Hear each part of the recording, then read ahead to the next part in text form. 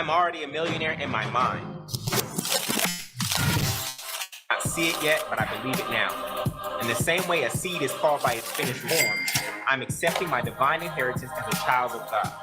I'm meant to have life and have it more abundantly. My treasure on earth shall correspond directly to the treasure in the heaven of my mind. Abundance is my birthright. Ashe, amen, and so it is.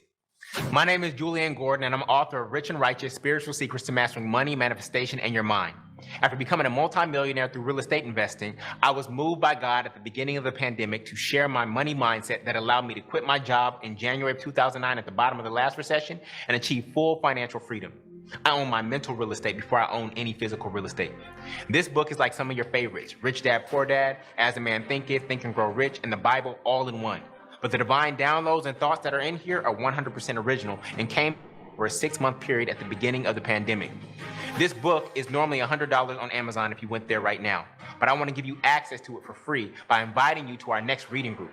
Yes, the reading group is 100% free. Every weekday for 100 days straight, I'll be reading and discussing the 10 money commandments in the book that make money come to you in your life easily, more frequently, and abundantly. And it will take about 30 to 45 minutes as we read 3 to 5 pages per day until we finish the book and reprogram your mind around money. Why 100 days? Well, if you are 30 years old, you've lived for 10,950 days. And we have to deprogram and reprogram the negative, scarcity-based money mindset society has taught you. And I believe I can do that in just 1% of the time in about 100 days. I'm done with shelf help. You know, when you buy a book to change your life, but you never read it, it just sits on your bookshelf and collects a whole bunch of dust. We off that. When is the last time you had an author actually read their book to you out loud because they cared about you getting the information in your soul? I'm not just here to get this book in your hands. More importantly, I want to get it in your head and your heart, because that's where the real transformation occurs, in the conscious and the subconscious mind. As scripture says, be ye transformed by the renewing of your mind. This is not the type of book that you just read once. To renew the subconscious mind requires repetition over and over and over. So if you joined us last time, I encourage you to join us again. I myself have read this book over 10 times already. So click the link to join our next reading group, and when you sign up, I'm going to give you the first 2 chapters of the book for absolutely free on what is money and abundance is your birthright, so that you can start your journey to a more abundant life today.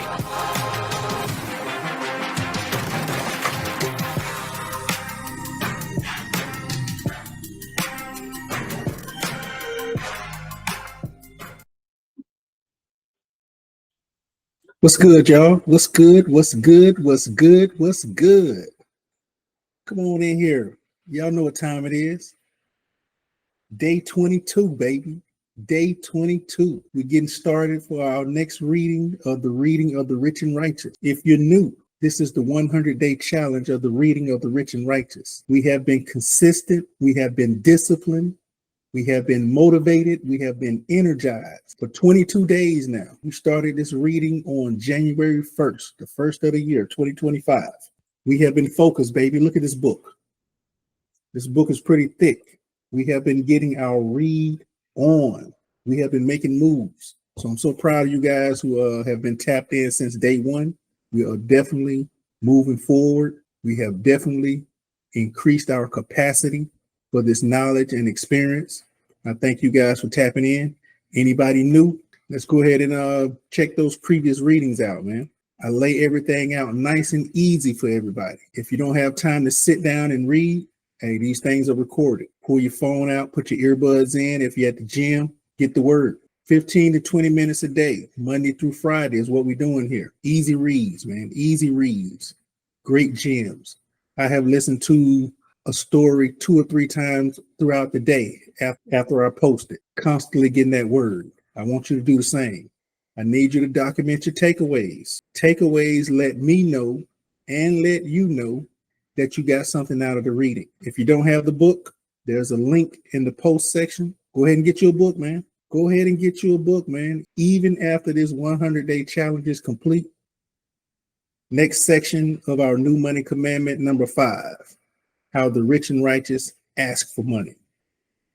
Y'all go ahead and get ready to get tapped in. We're going to go ahead and let Julian get started and get the reading going for us. Page 186, if you have the book, The Greatest Sin of All. Let's get into it. We are reading, our scripture for the day is Mark 11:24, and it is, therefore I tell you, whatever you ask in prayer, believe that you have received it, and it will be yours. Therefore, I tell you, whatever you ask in prayer, believe that you have received it, and it will be yours. So the receiving part starts within, right? So let's get into the greatest sin of all. The greatest sin in the world is cynicism. Everybody type that. S-I-N, not the C-Y. S-I-N hyphen I-C-I-S-M. You know I make up words here, right? The greatest sin in the world is cynicism. Okay? Now, cynicism with the CY is an attitude characterized by a general distrust of others' motives. Okay? The CY, the one in the dictionary, is cynicism is the attitude characterized by general distrust of others' motives. Watch this, family. Cynicism, the one that I just had you type, the one that we are making up to describe our experience here on earth, just like Adam was able to name all the characters and name all the situation or animals, excuse me, right? We have the power to name our experience. So cynicism is a lack of belief in yourself, your dreams, other people, humanity, and God. So again, the other cynicism is lack of belief in other people, distrust in other people outside of yourself. The greatest sin of all is cynicism, which is lack of belief in yourself. That's the greatest sin of all, family. That's where we miss the mark the most. Right? When you don't believe, you experience poverty mentality and materially, when you don't believe, you experience poverty mentally and materially, which is hell on earth. We know that heaven is not some place you go to in the sky when you die, and hell is not some place you go to if you were disobedient while you were on earth. There are people who are experiencing heaven on earth in their whole season right now. Yes, whole season, heaven on earth. And there are people who are experiencing hell on earth right now in the flesh, not afterwards, right? Because the kingdom of heaven isn't our midst. It's right here and right now, okay? Cynics habitually look for what's wrong, imagine the worst case scenario, and argue why something won't work to justify their belief or lack thereof.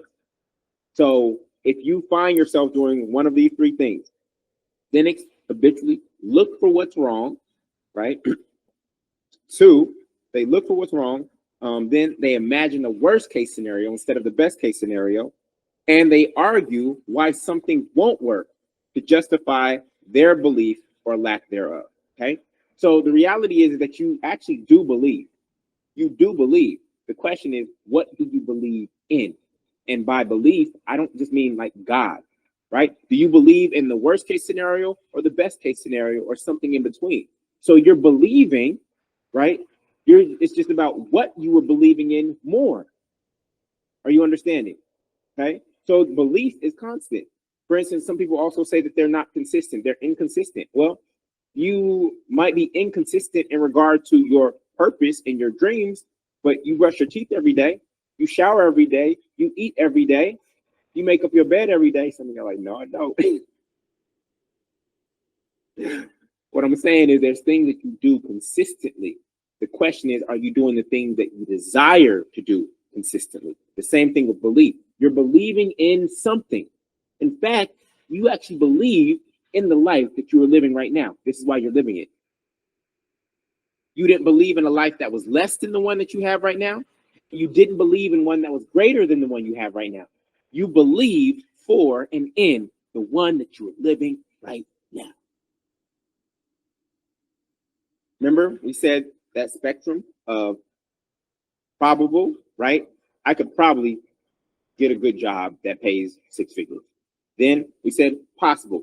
Yeah, it's possible that I could get to 250,000 a year at a job. It's possible, right? Then we got into impossible, right? I don't know if I could ever get there. And then we got into infinite possibility, things that aren't even in your imagination. You couldn't even fathom. Remember I said, what did I say? Have you ever considered asking for a galaxy? You over here asking for a car and a house and a man or a woman. Have you ever considered asking for a galaxy? You realize how big God is, and that if God gave everyone everything on their vision boards, God still would not be tapped out. So you believed in the life that you have today. You didn't believe anything less. You didn't believe anything greater. So this is why you have what you have today. All right. Jesus, this is the one. Jesus said, "It is done unto you as you wish." Is that what he said? No. He said, "It is done unto you as you work." No. It said, "It is done unto you as you believe." It is done unto you as you believe. All right. So if you believe it won't work, then guess what? It won't work. Henry Ford said the same thing in the quote, "Whether you think you can or you think you can't, you are right." This is why cynics are always right.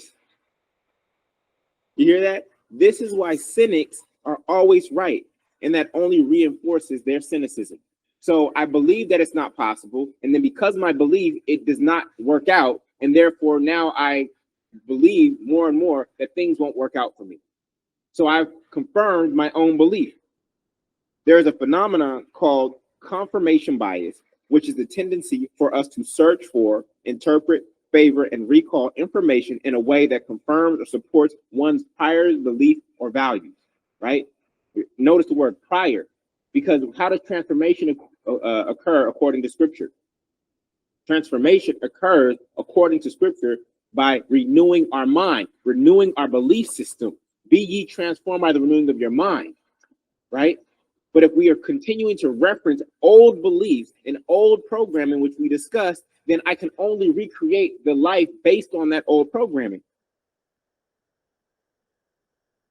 Because nobody ever likes to be wrong or feel wrong, we tend to only look for evidence that reinforces our argument, even when there is compelling, overwhelming evidence supporting the opposite belief right before your eyes. We won't see it. We can't see it. Instead, we will say, "See, look, I told you so," or "I knew it," or "This always happens." How many of you caught yourself saying any of those things?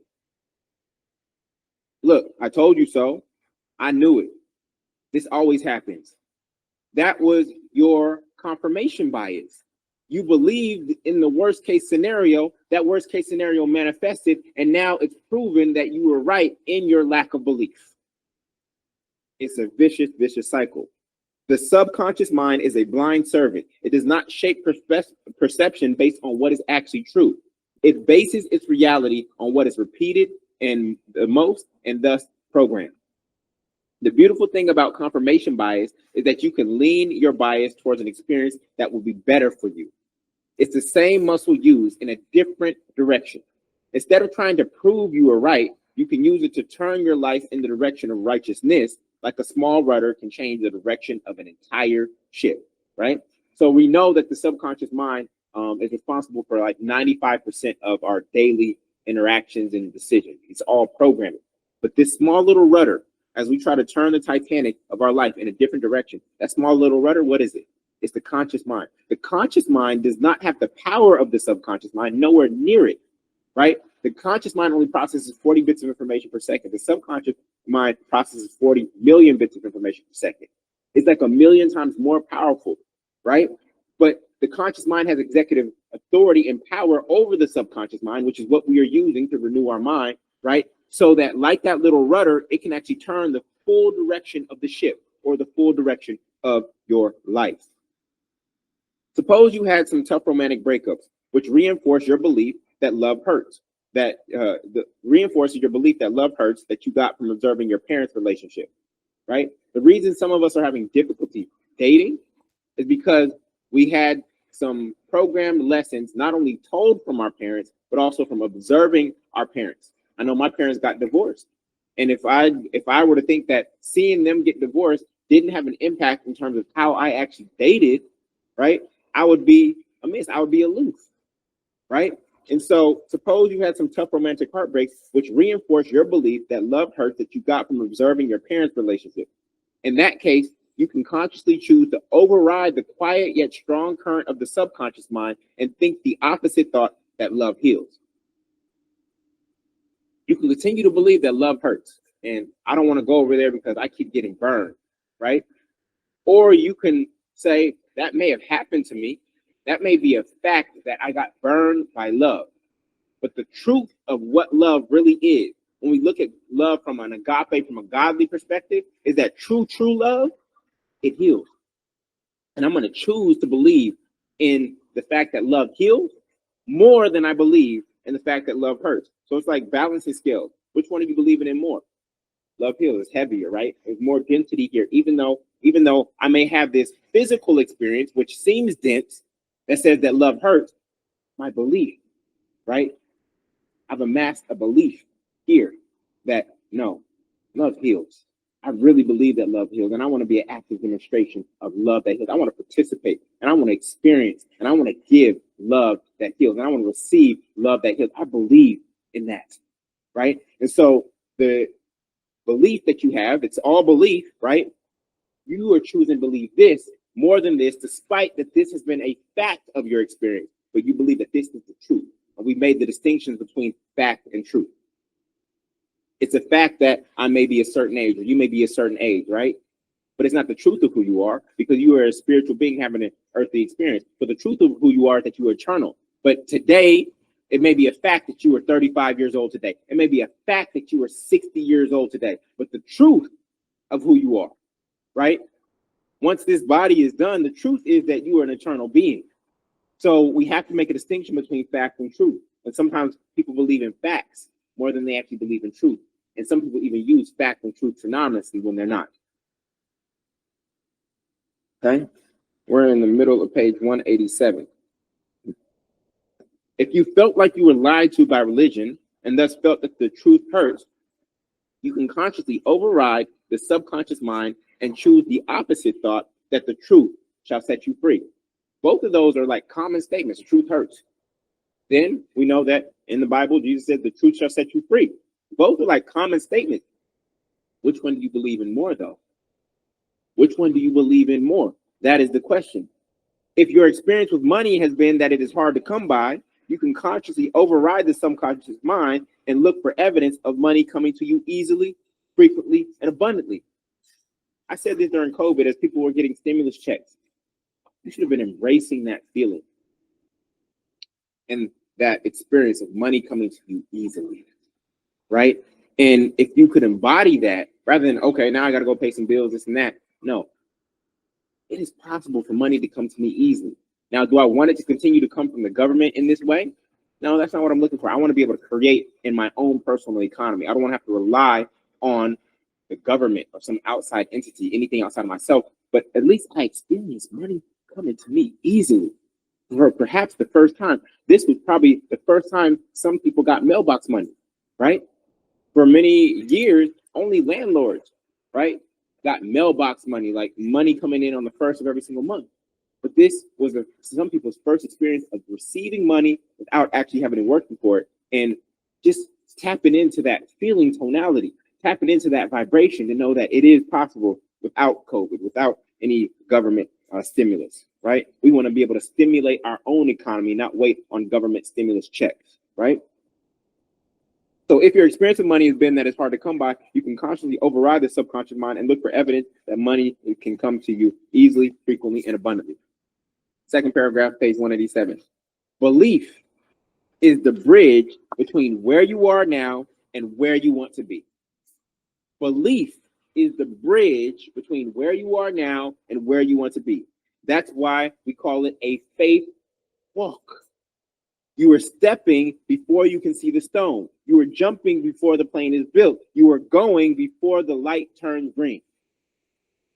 Remember that scene in Indiana Jones where he was actually going after the Holy Grail?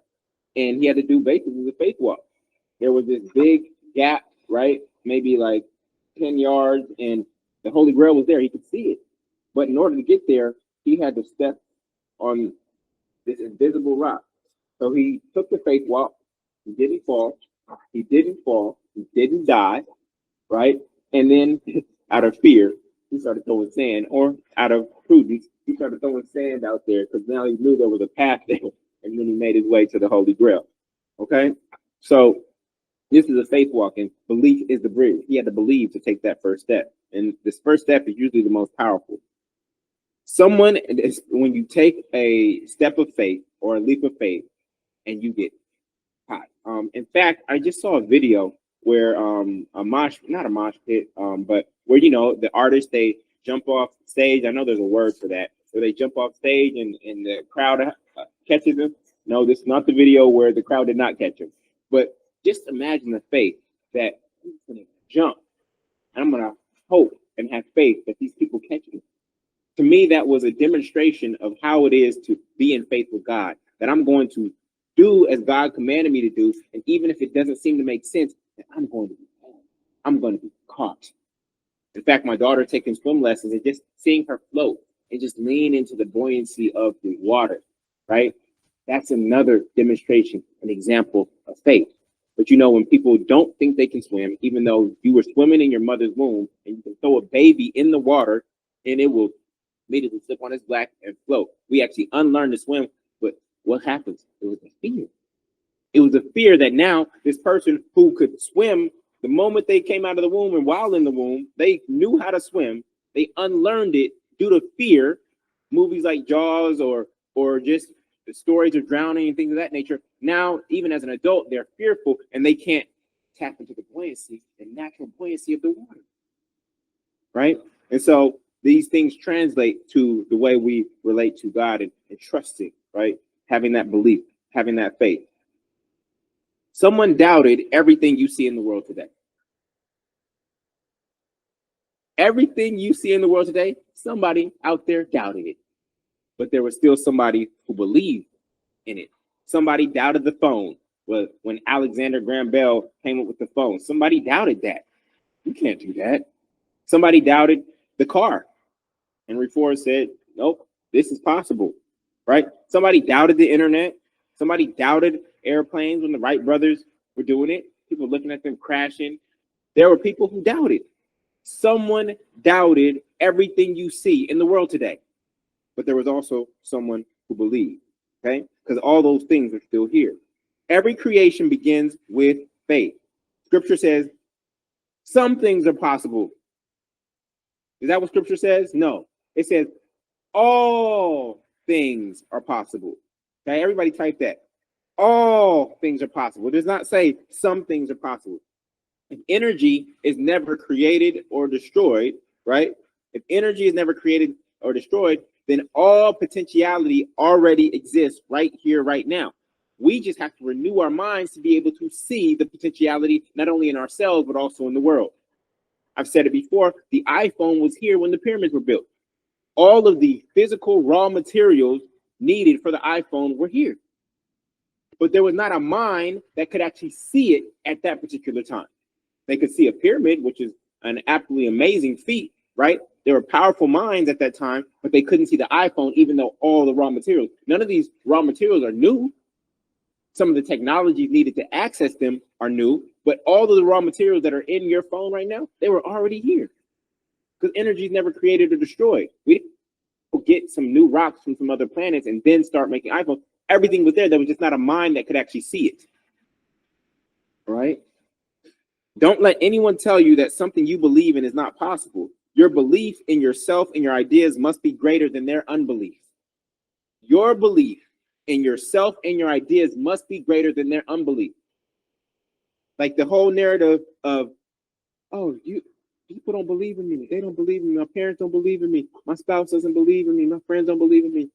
They don't believe in me. No.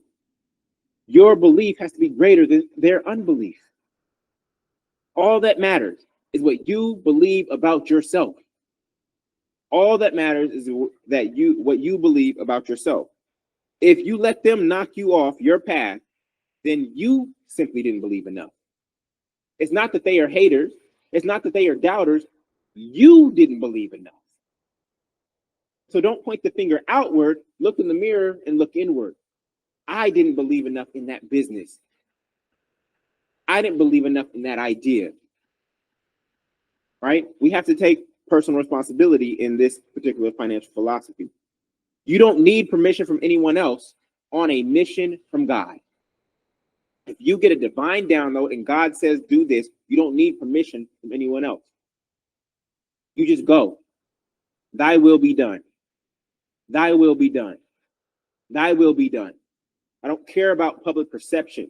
I don't care what anyone says. Now, there may be some people close to you that you have to communicate what God told you with, because their lives will be affected by your choice, but you do not need permission from anyone else on a mission from God. And in fact, when you actually follow a mission from God, even if it is perceived as difficult, you will succeed. God does not give you missions that you fail at. God is like Lao Tzu, okay? I think paraphrasing, you only go to war if you know you're going to win. You only go to war if you know you're going to win. You don't go to war if you're uncertain about winning. Okay? So anytime you doubt yourself, it means you've simply forgotten who you are. Never forget who you are, whose you are, and what is yours as a child of God. Fear, doubt, and worry are weeds that strangle any good seed you planted in your subconscious mind. Your job is to be a good guard inner, right? You're guarding your inner so that those seeds become trees and bear good fruit. Listen to me very carefully, family. Gods don't doubt. Gods don't doubt. Everybody type that in lowercase g. Gods don't doubt. They demonstrate. Jesus was a public demonstrator. There was no doubt in the character of Jesus. No doubt. 100% belief. And even when Jesus did heal, it wasn't actually, I can't even say that Jesus healed, because every time there was a healing, what would he say? Your faith has made you whole. Your belief has made you whole. Not mine. It is your belief that made you whole. So when you actually look at that language, Jesus was saying that I didn't heal you. Your own belief healed you. Now, I may have been a catalyst in building up your belief in the same way that I am here being a catalyst and you all building up your belief in the abundance that is your birthright, right? But I am not the one that is responsible for your wealth. It will be you. It'll be your belief in yourself and the divine ideas and the rich seed that you get, and you being a gardener of your subconscious mind. It will not be me that creates your wealth. You understand? Your job is to be a good guard inner so that those seeds become trees and bear fruits. Gods don't doubt. Type that. Gods don't doubt, they demonstrate. Gods, lowercase g, we are children of God, and we are gods with the apostrophe, possessiveness. Yes, we belong to God as children of God. Gods don't doubt, they demonstrate. Or as I like to say, set demons straight. We set demons straight. When you demonstrate, you set demons straight. The demons are not some ghostly character trying to, oh, the devil is, no. Demon is nothing outside of you. The demons are fear, doubt, worry. We set those things straight when we believe. That's how we overcome those things, is through belief. Not believing yourself will cause you to be leaving money on the table and be leaving unlocked doors unentered. Everybody type BE-leaving. BE-leaving.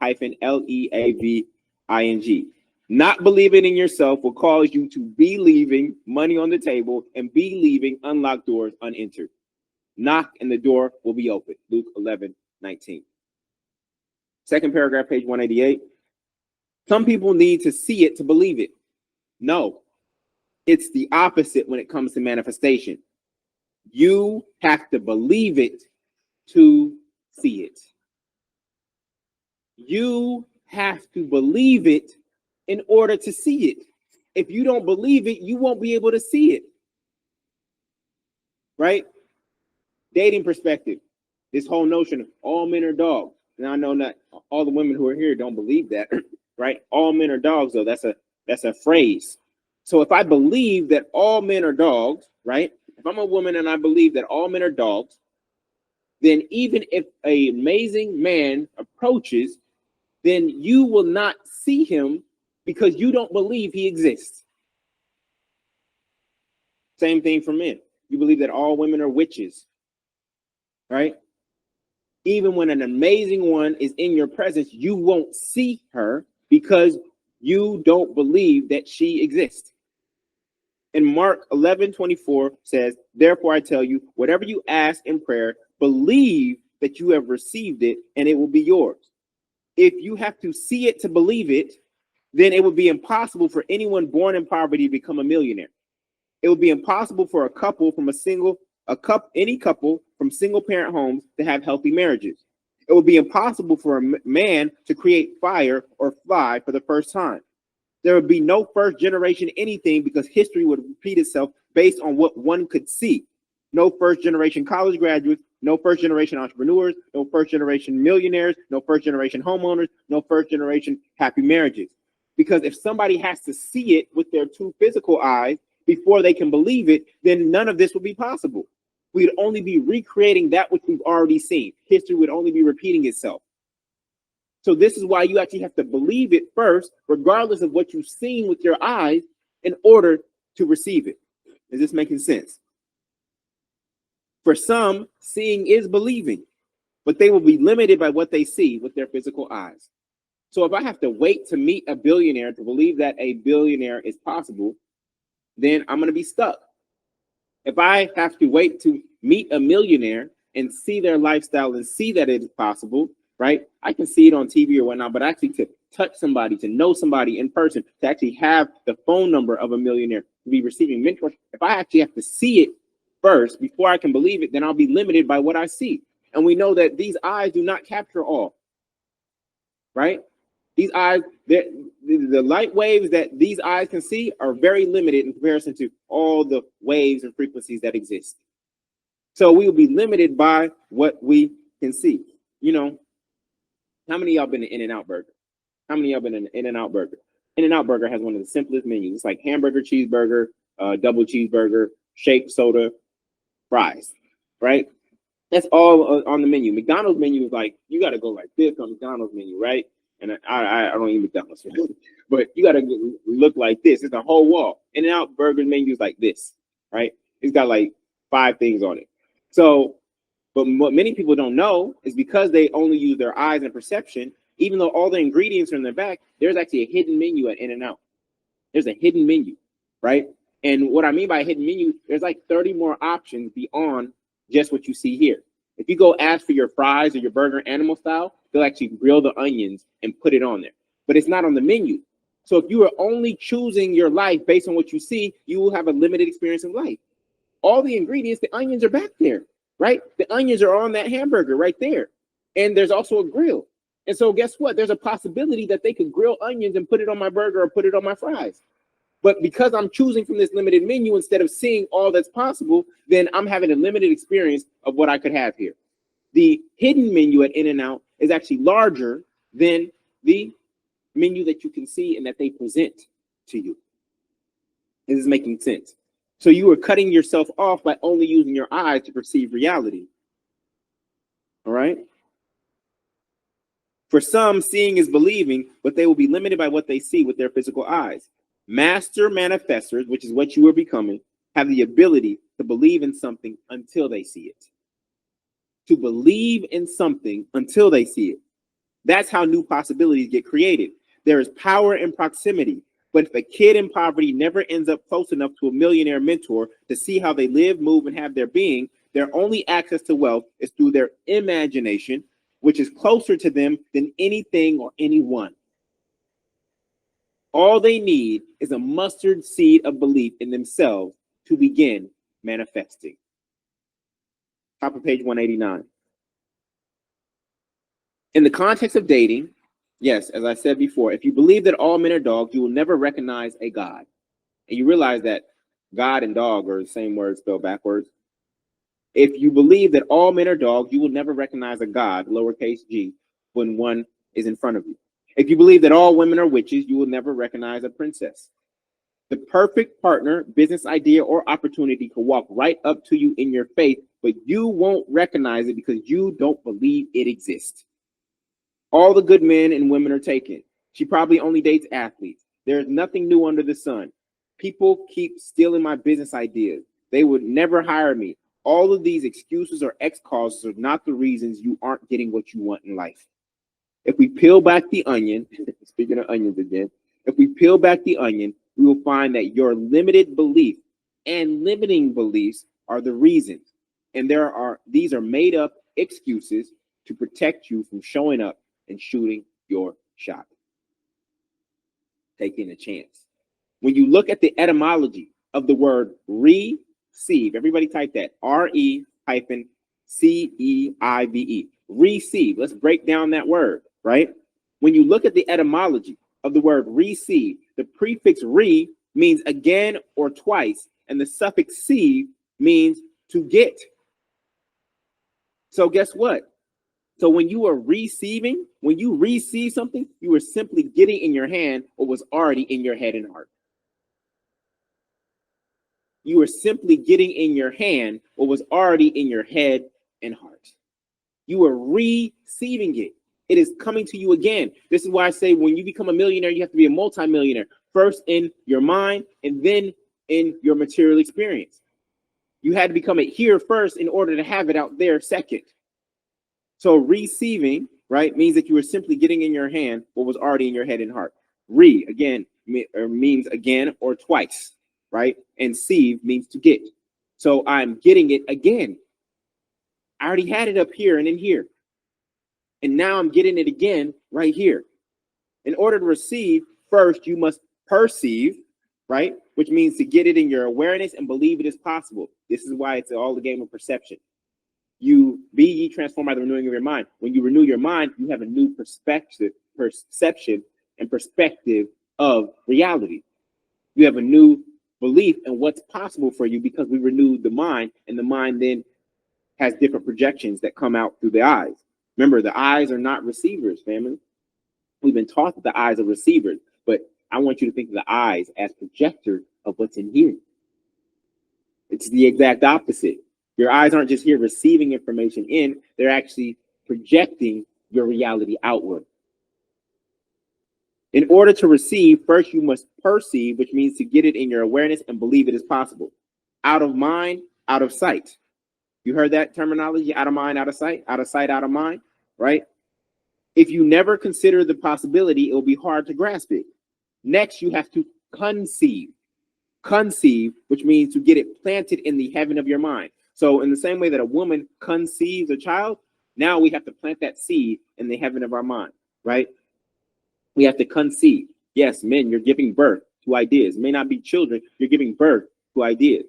And so the allegory around Herod killing all the children under the age of 2, that is killing all the divine thought seeds inside of you before they mature to Christ consciousness. He's just going to go out and kill all the babies that are under this age because they said that the Messiah is coming. Yeah, that is an allegory for how a fearful mind attacks and kills all of your divine ideas, the thought seed that you were given, the rich seed that you were given before they mature and elevate to Christ. So next you have to conceive, which means to get it planted in the heaven of your mind. Just like when a child is conceived, it is internal. Conception is internal. Even the word concept is internal until I externalize it.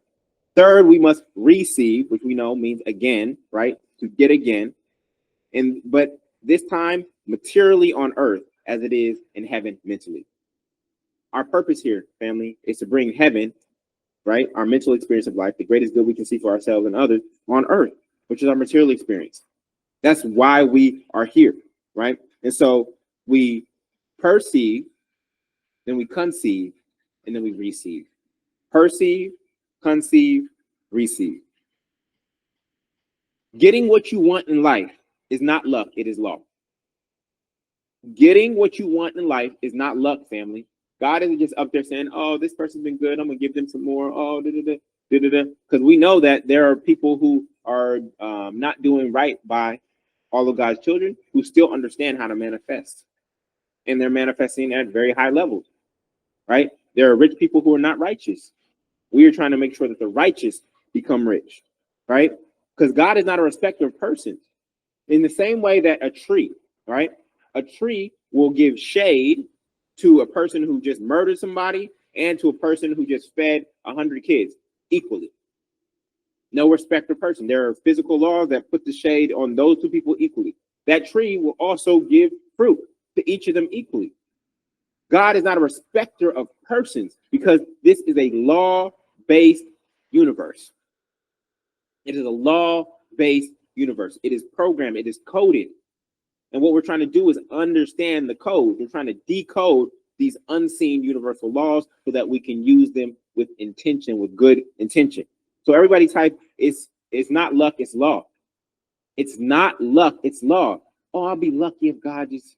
No, it's law. We understand God's laws, and then we can use them to create whatever we desire. We don't have to just wait and just hope that luck occurs.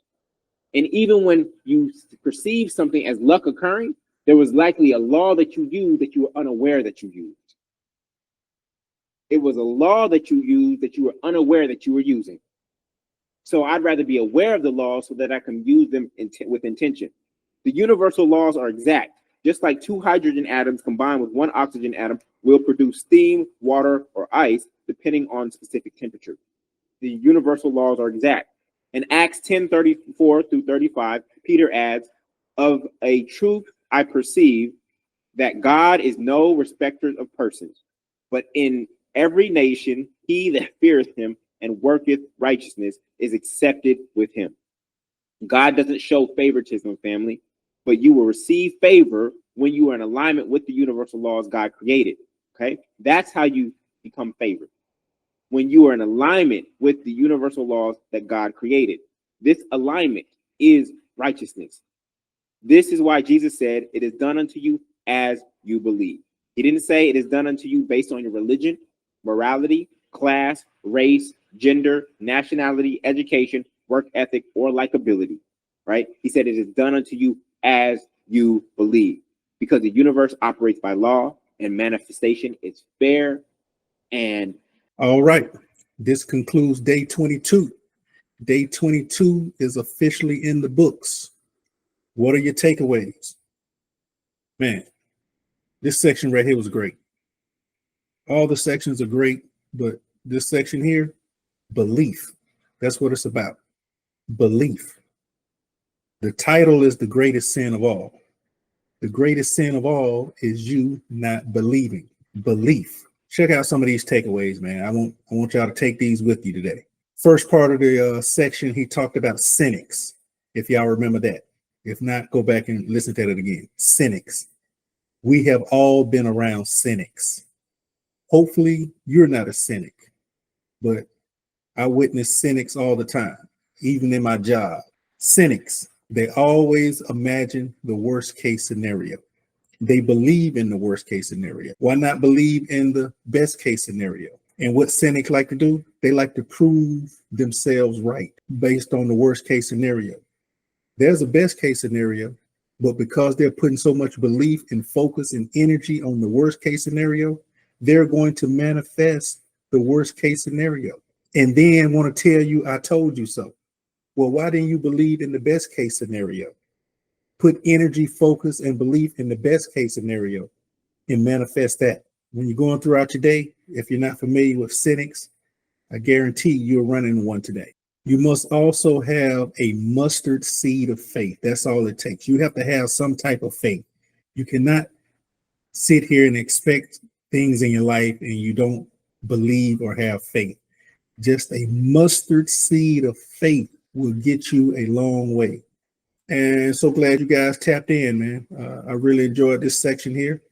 We're still on the money commandment number 5, how the rich ask for money. Looking forward to tapping in with you guys tomorrow, man. Once again, make sure I get those takeaways, man. If you don't have any takeaways, that means you did not understand the reading. Let's go back and reread the section, re-listen to the videos, so you can document some takeaways in the comment section of the post. Day 22 officially in the books. Salute.